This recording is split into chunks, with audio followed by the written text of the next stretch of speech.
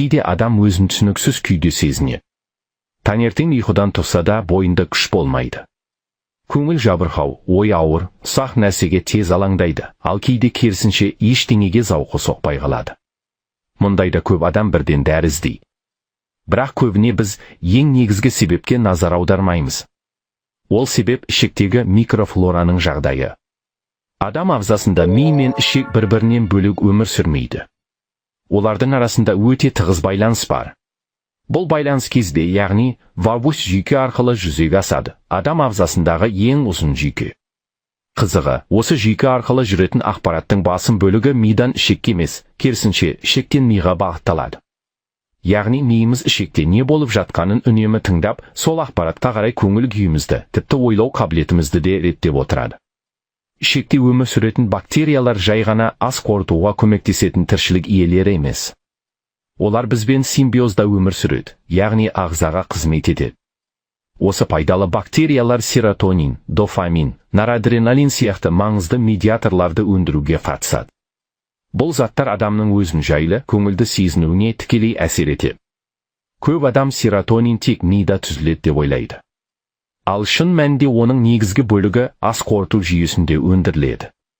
Егер ішектегі пайдалы бактериялар азайса немесе дұрыс жұмыс істемесе, бұл туралы миға белгі беріледі. Сол кезде адам өзін мазасыз, алаңдаулы сезініп, себепсіз қорқынышқа беріледі.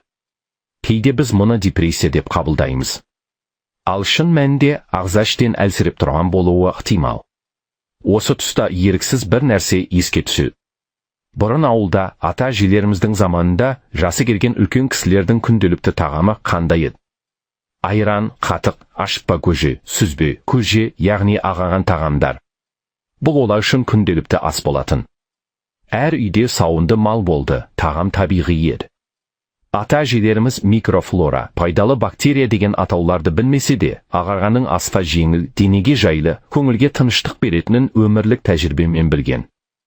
Ағарған тағамдардың барлығы ашытылған тағамдар. Ал ашыту дегеніміз пайдалы бактериялардың тірі жұмысы. Айран, қатық, ашытпа көже, сүзбе сияқты тағамдардың құрамында ішекке қажеттірі микроағзалар болады.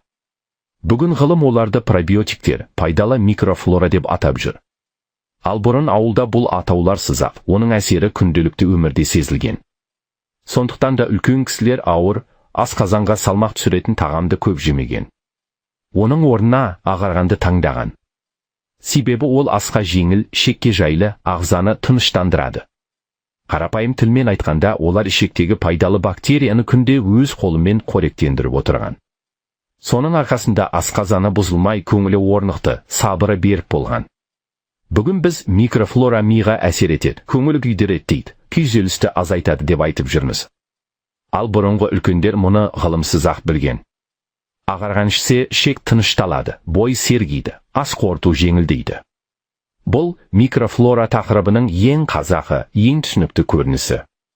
Яғни бүгін ғылым дәлелдеп отырған шындық ауыл өмірінде баяғыдан бар. Сонымен қатар пайдалы бактериялар ішектің қорғаныш қабатын сақтауға көмектеседі, қан деңгейін реттейді, ағзаның жалпы төзімділігін арттырады. Ал микрофлора бұзылған кезде В тобы витаминдері дұрыс сіңірілмейді. Соның салдарынан мазасыздық, ашуланшақтық, ұйқының бұзылуы туындайды. Ғалымдардың көптеген елде жүргізген зерттеулері ішек микрофлорасының бұзылуы депрессия, үрей, созылмалы шаршаумен тығыз байланысты екенін көрсетіп отыр. Ұзаққа созылған стресс микрофлораны әлсіретеді, ал әлсіреген микрофлора керісінше стрессті күшейтеді. Бұл бір-бірін толықтырып тұратын тұйық шеңбер. Сондықтан адамның көңіл күйі тек ойға ғана емес, күнделікті не жеп жүргеніне де тікелей байланысты. Қорытындылай айтқанда, ішек жай ғана ас қорыту мүшесі емес. Ол біздің көңіл күйімізге, өмірді қалай қабылдайтынымызға тікелей әсер ететін маңызды жүйе. Егер адам өзін ұзақ уақыт мазасыз, әлсіз, шаршаңқы сезінсе, тек психологияға емес, ішектің жағдайына да назар аударған жөн. Ағза бір тұтас. Ішек тыныш болса, ойда тыныш болады. Құрметті көрермен, сіздің қолдауыңыз бізге күш береді, шабыттандырады. Соңғы уақытта доктор Берік арнасына көрермендердің қолдауы өте қажет болып тұр. Арнаға жазылып, лайк басып, пікір қалдырсаңыз, Siz tек bir арнаны емес, күн сайын жүздеген адамға пайдалы кеңес алу мүмкіндігін қолдайсыз. Арнаға жазылыңыз, қолдаңыз, бірге болайық.